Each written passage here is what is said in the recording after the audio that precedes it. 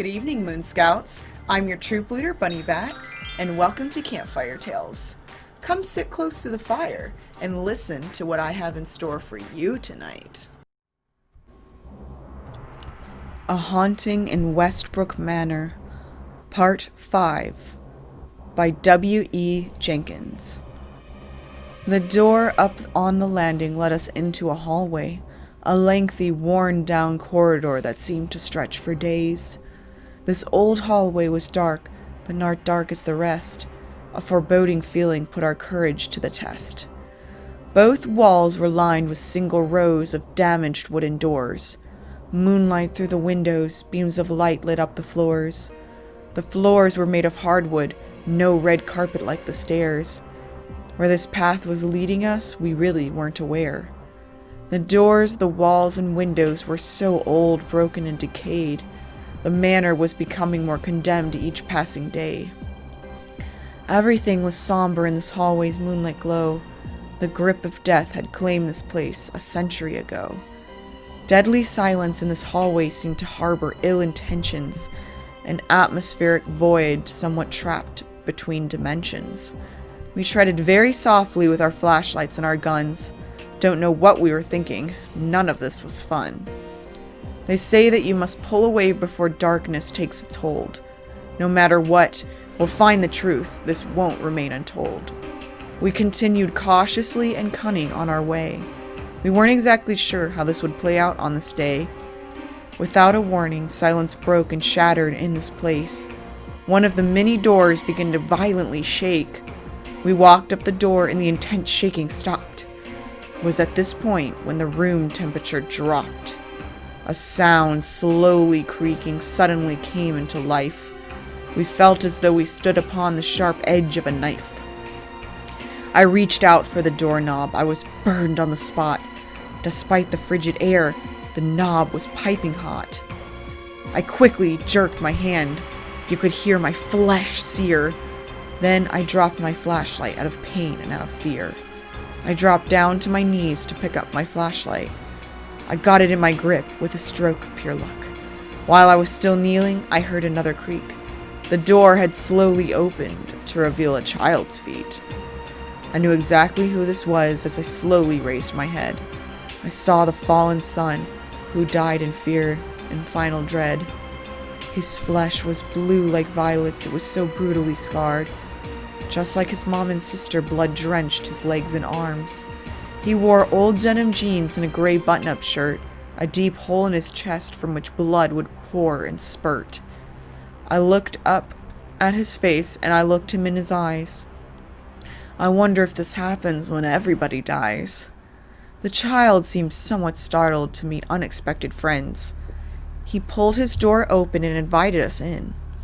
I got back to my feet and I looked at him and smiled. I could not believe a man could do this to a child. We walked behind the boy right into his room. I hoped that the spirit would reveal his story soon.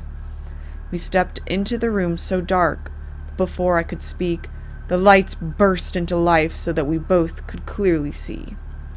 Suddenly, a thought occurred to me that very night. I realized where each member of the house had sadly died. The daughter in the grand hall, the mother on the stairs. The room where we were standing, the son was killed right there. We both turned to the child as he stared sadly at us. This house had trapped his soul the night his dad betrayed his trust. With a voice more depressing than the saddest music notes, the spirit of this harmless child eventually spoke. Mommy loved me more than life, but she couldn't keep me safe. My little sister also roams the halls around this place. Daddy got mad because my sister broke a vase. Now we'll all be trapped in here until the end of days. I know why you came here, but you really shouldn't have. The house will let you in, but it will never give you back. Daddy's in his office on the very top floor. I hope he doesn't know the two of you came through the door. These words were a warning, but somehow I wasn't scared. I didn't fear his father, and I knew I was prepared. The boy lowered his head and sat down on his bed. The bedroom light dimmed, and he returned to being dead. Standing in the dark again, we turned and left the room. We knew that we would meet the evil father really soon. We exited the hallway, entering a dark stairwell. We knew the father's office was on the top floor of this hell. We came here for answers. We were both hell-bent to ask. The world deserved to know why this family didn't last. The father was a murderer, a killer in the night. He grabbed that horrid gun, and then he started taking lives. We made it up the stairs. We were on the 4th floor. There wasn't much up there, an old piano and a door. The darkness on this floor was the blackest of the black. Our flashlights did their best, but they unfortunately lacked. In this evil darkness, there can be never much light. But we were not afraid. We were there to make it right. I placed my hand against the door, the other on the knob.